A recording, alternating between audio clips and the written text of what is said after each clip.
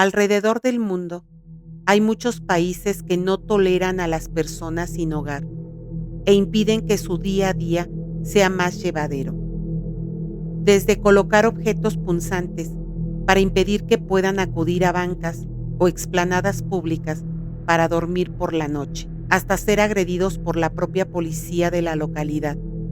Este sector es sumamente vulnerable. Pero, ¿cuál sería la razón para agredir a un hombre sin hogar que simplemente duerme bajo un puente? Un hombre que de hecho ya era conocido en el lugar. La persona que estás viendo en pantalla es Warren Barnes, de 69 años, un tipo que por circunstancias de la vida quedó en situación de calle.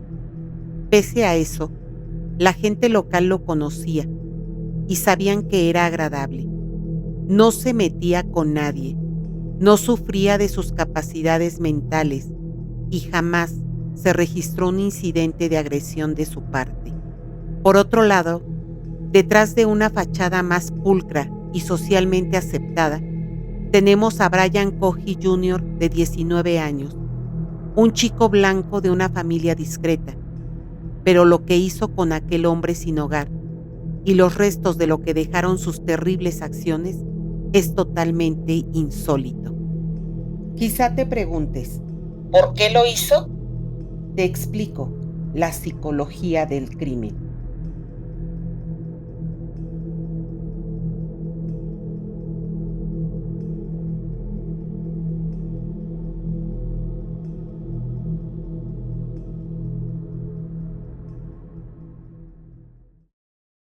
Brian había sido diagnosticado previamente a lo ocurrido con TDAH, depresión severa y catalogado dentro del espectro autista.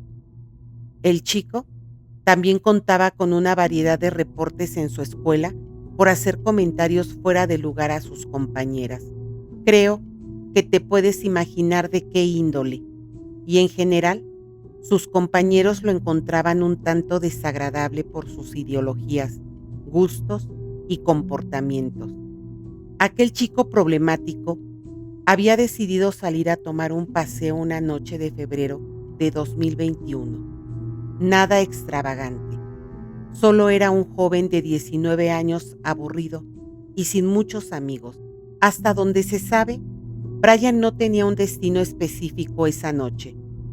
Tomó las llaves de su carro y merodeó la ciudad, hasta que, para la mala suerte de Warren Barnes, un hombre que habitaba las calles del lugar, Brian llevaba un pensamiento latente dentro de sí. ¿Qué se sentirá matar? Brian pasó por debajo del puente de Warren y gracias a las luces de su carro vio la sombra del hombre durmiendo en el piso. En ese momento, justo cuando Warren no tenía ni la más mínima posibilidad de defenderse, Brian alistó su cuchillo de cocina, que según él llevaba en la guantera por cuestiones de defensa personal, como si supiera que hay un loco acechando las calles. En un arranque de adrenalina, Brian ahora era ese loco, abalanzándose a Warren para proporcionarle las heridas que lo dejaría tendido en el pavimento, pero esta vez sin signos vitales. Lo que más tarde reveló en el interrogatorio sobre los detalles del crimen, lo que hizo con el cuerpo y sobre todo, cómo fue que sus padres descubrieron sus atroces actos, te dejarán cuestionándote sobre la sociedad con la que convivimos todos los días. No quisiera empezar este análisis sin antes recalcar que todos somos merecedores del respeto y sin excepción alguna de vivir nuestras vidas. Recordemos que Warren era un hombre bueno y que por circunstancias que no se conocen, terminó en situación de calle. Tú y yo tenemos un privilegio de vivir las vidas que tenemos y gozar de las pocas o muchas ventajas que el dinero nos proporciona. Esta reflexión no es un llamado a que actuemos en pro de ningún sector de la población en específico. Más bien, es un señalamiento a dejar de estigmatizar un problema tan grave como es la pobreza extrema. A continuación, te dejo el interrogatorio subtitulado de Brian Cohy Jr. de 19 años y te pido tengas mucha discreción con respecto a las declaraciones hechas por parte del joven. And how did you get here? I murdered someone. Okay. So, Este tipo de movimiento que realiza Brian puede indicar que está inquieto o impaciente, por lo que siente la necesidad constante de moverse. Las dos acciones que realiza, beber agua y seguir moviendo la pierna, va estrechamente ligado con su diagnóstico trastorno por déficit de atención e hiperactividad. can we go back over? I didn't quite understand the dates or what ended up to the body. You said you tried, but it didn't work out. Can you just go back? What do you want to know? Just start back at the beginning and go slow and tell me as many details as you can remember. Le inquieta mucho el saber cuánto tiempo estará en prisión por el crimen que cometió. Aunque el detective tiene un estimado del tiempo, el único capacitado para dictaminarlo es el juez. So, because I mean, Murray going to jail for this 15 years probably, I have no idea. because We're at the beginning. it's murder. I mean, I'm going to jail for Okay. 20 probably, but so I figured, why fight it? Okay. Um, So what's important to me is to learn as much about you and what you did. Justo aquí, reacomoda su postura, levantando los hombros y recargando totalmente su espalda en el respaldo. En este caso, Brian está tratando de concentrarse y trata de pensar con mayor claridad. Podría ser una señal de que está tratando de reflexionar sobre las preguntas o recordar y dar información a detalle. As I can. well, As many details as you can give me, the better. I drive a 2007 Ford 500, Okay. and I keep a small 18-inch bat in there for self-defense, Okay. and a large kitchen knife in the glove box, both for self-defense, because I don't really trust anyone, or really any part of this town, so that's why I have both. And let's see, yeah, it was the night of February 27th. It was a full moon, and I figured I can see so well, why not drive out? La depresión mayor, o como él lo refiere, depresión severa, coexiste con otros trastornos mentales, como trastornos de personalidad, por ejemplo, trastorno de personalidad antisocial o trastorno límite de la personalidad. El riesgo de comportamientos violentos puede aumentar hasta el grado de cometer un homicidio, y Brian tenía la combinación perfecta. And I am in a bad state of mind at that time. I have major depressive disorder, so I am not thinking, I shall say, positively. Okay. And I'm cruising around for an hour and a half.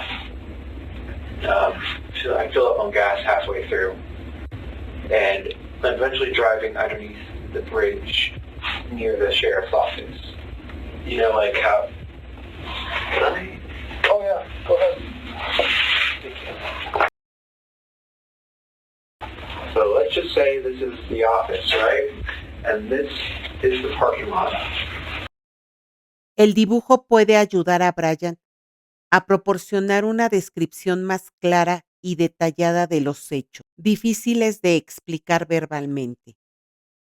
Él es una persona que prefiere el procesamiento visual, donde puede encontrar más fácil y natural expresar sus ideas y recuerdos a través de los dibujos. Take a turn, and here is the bridge. That one. And it was right here. Okay.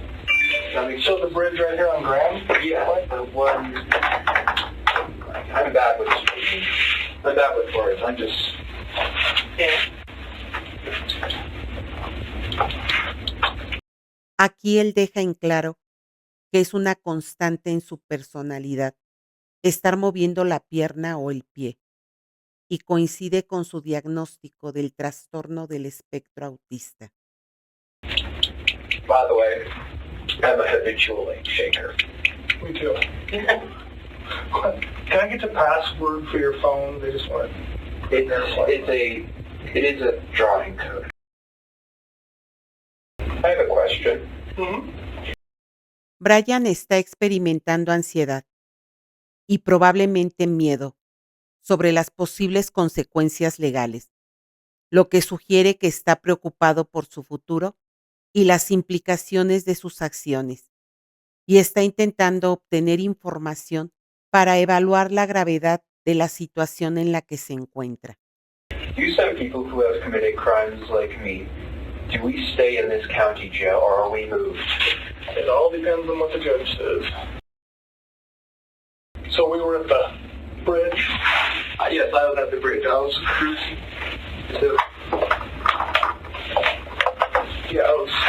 There's a road underneath, right?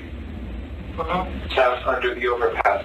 And I was driving along, and I see a shape here on the railway tracks. So I'm like, oh, interesting. So I go up, and as I'm looking, I see a large thing wrapped in a canvas. Okay. And I'm like, that's a homeless person.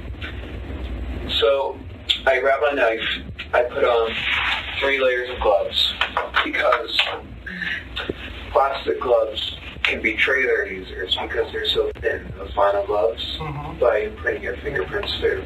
So I put on 2, 3 on one hand. I took the knife, I pulled back the canvas, and I stabbed his neck. Okay. He was panicking at first in his old man voice. He was in his 50s. I know why I call him old man. He was saying, "What are you doing? What are you doing? Why? Ah!" And I just kept on stabbing his neck. Cuando Brian accede a sus recuerdos, se entiende que tiene una memoria predominantemente kinestésica, que está basada en el movimiento. Para Brian, recrear físicamente un evento puede ayudarle a recordar detalles específicos y a organizar sus pensamientos. Asimismo, utiliza la memoria sensorial y física para proporcionar una descripción más precisa de los hechos. Is it okay if I do a demonstration? Oh, yeah.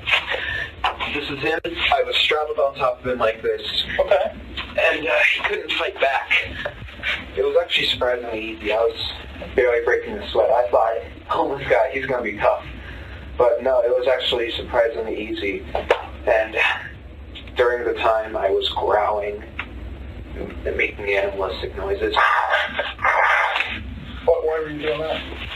I suppose it was a frenzy. Okay. I was so excited, so rushed up on adrenaline, and everything. I was just, woo!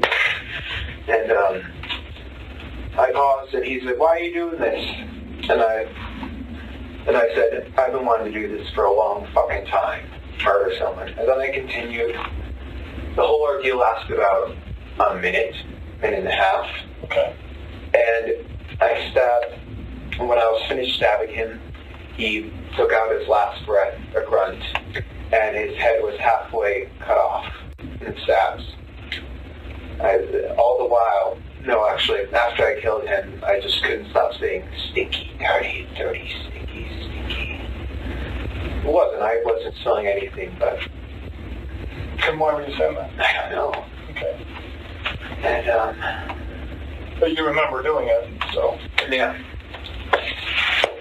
I suppose it was just me speaking out my mind at that moment. It was a pouring out of the mind. Were you worried about, I mean, this looks like it's pretty close to the road and stuff, somebody seeing you Well, or catching you? It was 11 p.m., Okay. so not many were driving by. Well, it was behind the pillar. So, like, here's the road. Uh-huh. It was here. So people would only see a brief thing here and here. So, were you worried about them seeing you? I was worried about one of them stopping. But What did you think could happen if somebody... well, if they looked, well, it was quite dark under there, so they wouldn't have seen the guy unless they looked. They would have seen me holding a bloody 12-inch knife, wearing gloves, and wearing a mask to conceal my identity, a face mask. Okay. So you weren't doing it for COVID, you were doing it to hide your face? Partially. Social distancing. Right. Yeah, but no one stopped, and I'm just like, proves the bystander effect. I noticed you got a cut on your hand. Is that from... Oh, that was when I was doing gas, when I filled up. I mentioned I filled up gas when I was driving around. And then, let's see. Yeah. And then, after that, I stripped his clothes. I cut open his belly to see his guts. Una de sus características es la risa inapropiada. Esta puede ser un indicador de un trastorno de personalidad, como la psicopatía, donde Brian muestra desprecio por las normas sociales, así como falta de empatía y ningún tipo de remordimiento por sus acciones, características comunes en ciertos trastornos de personalidad. They're really pink. Sorry, that was morbid. Then I cut off his head. I gave him a Glasgow smile. What's that? A Joker smile. I destroyed his eyes by stabbing them in. Okay. And then I cut off his hands. I put those in plastic Ziploc bags. And then I cut off his right arm at this joint and at this joint. And then at this arm, I tried cutting it here, and then I tried cutting it here. But what happened was I accidentally broke his bone. This one, it was poking out. And so I left that one here, partially cut, dismembered here, bone sticking out. And then I left his body there. La necesidad de control y dominio sobre la víctima que Brian experimenta es una necesidad intensa de controlar todos los aspectos del crimen, incluyendo las evidencias. Llevárselas a casa puede darle una sensación de poder y control sobre la situación. Retener las evidencias puede ser una forma de continuar ejerciendo dominio sobre la víctima, incluso después del acto delictivo. Esta conducta no es nada nuevo en las investigaciones que hemos hecho en el canal. And then I took the head, put it in a leftover pizza box from the dinner a few nights ago. And then I took the hands, put them in the back, drove home, hid the hands and head in my room, cleaned the knife, threw away the garbage with the blood on it, and then put the blood stained, wasn't stained, it had splatters on it. I put it in the dish, in the washing machine. What did you put in there? I put the outfit I murdered him in a washing. Wearing, or? Yeah, I was wearing. Okay. In a washing machine, put it on high speed so it would effectively remove the blood. Washed it twice. And then I tried going to sleep, but I was worried that because there was a hole in my gloves right here, I was worried that they would be able to obtain a partial print. Mm-hmm. So I figured, why not go all the way? I drove back in a different outfit, picked up his body, surprisingly heavy, put it in my trunk, and drove to the Blue Heron drop-off station. Okay. So you cut him open, did you cut his arms off, his hands off, all that before you went home? Yeah, before I went home, I tossed the arm bits around. Like, I took the right arm bit, threw it out, took the left arm bit, threw it out. So it's somewhere around that bridge? Yeah, but look in because I know crime scenes can be a very wide area. Mm-hmm. You're going to want to look in a 10-foot area. So like, this is a zoom in. So here's the road,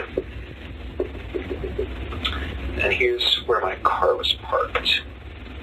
His corpse is here. You're going to want a crime scene that's roughly to the railroad tracks, because they're right here, underneath the bridge, to the railroad tracks here, just to help your search. they were curious, but I said, I don't know where the blood came from. Oh, I had no idea. They thought maybe it was just cuts, but obviously a cut doesn't produce that much blood. And they said maybe it was the recovering abscess under my arm, but that's scabbed up. You said you took, was it the head and the hands? Mm-hmm. And when did you put them in? Well, there's a 3 rule for bodies. I like to call it the 3 rule. Okay, tell me about that. 3 days, the body starts to stink. No, 3 hours, rigor mortis sets in. The body stiffens. 3 days, the body starts to stink because of decomposition. 3 weeks, the body is starting to seriously decompose. Right. 3 months, the body is unrecognizable. 3 years, it turns into a skeleton. And may I ask how you know that? I've always had a fascination with forensics and with anatomy and physiology. That's something I made up. So that's something I don't want to sound like I'm inventing something, but that's why I coined the 3 rule. You kind of remember it that way. Yeah. That's your way of remembering Is it accurate? Well, somewhat. So what did you have the head and the hands at your house? The head, because it was starting to stink, I was planning on throwing the head and hands away. Okay. I was planning to buy an empty paint bucket, put the head in it, seal it, and then I was going to throw it off in some ditch. The hands I would throw in a different spot, wherever. I'm sorry, I just want to make sure I have it right. The head is inside of a trash bag. It was. Well, where is it now? In the kitchen sink. My parents searched through my room and they found the head and hands. Okay, and so are the head and the hands in the kitchen sink now? Last time I checked. Okay. And then the whole rest of the body you put in the river? God knows where it is now. Right, but it was put in there. Yes. Okay, all right. Okay. Pete, you can keep going. I'm sorry. I just wanted to clarify those things. Can I use the restroom? Absolutely. I'll let you do that. I'll wait here. Okay, you wait here now. I'll walk this way.